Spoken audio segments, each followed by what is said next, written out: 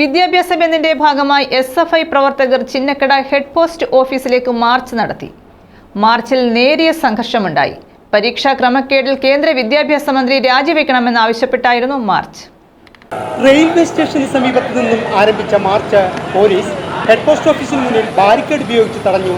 Barricade മറികടക്കാൻ പ്രവർത്തകർ ശ്രമിച്ചതോടെ പോലീസുമായി ഉന്തും തള്ളുമുണ്ടായി.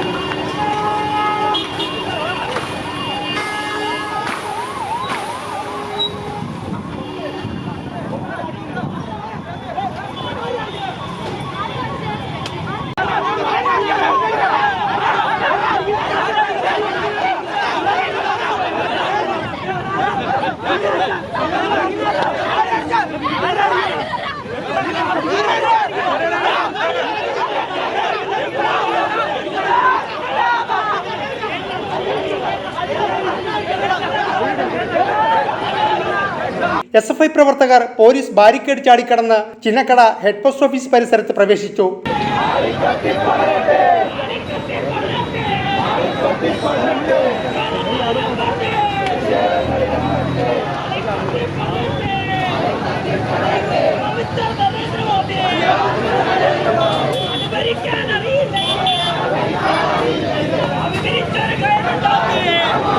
തുടർന്ന് നടന്ന പ്രതിഷേധ യോഗം SFI ജില്ലാ സെക്രട്ടറി R. ഗോപികൃഷ്ണൻ ഉദ്ഘാടനം ചെയ്തു. ഇവിടുത്തെ സിൻഡിക്കേറ്റ് യോഗങ്ങൾ ചേർന്ന് സെർച്ച് കമ്മിറ്റിയിലേക്ക് കൊടുക്കേണ്ട പ്രതിനിധികളില്ലാതെ തന്നെ ഏകപക്ഷീയമായി ചാൻസലർ തന്റെ ഇഷ്ടക്കാരെ തിരികെ കയറ്റിക്കൊണ്ട് ഒരു സെർച്ച് കമ്മിറ്റി ഉണ്ടാക്കിക്കൊണ്ട് VC-മാരെ നിയമിക്കുന്ന നിലപാടുകളുമായി മുന്നോട്ട് പോകുന്നത്.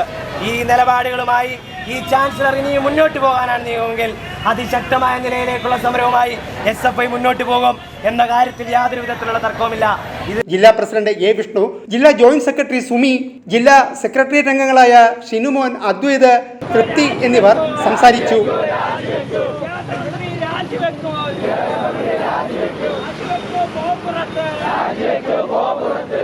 ന്യൂസ് ബ്യൂറോ, കൊല്ലം.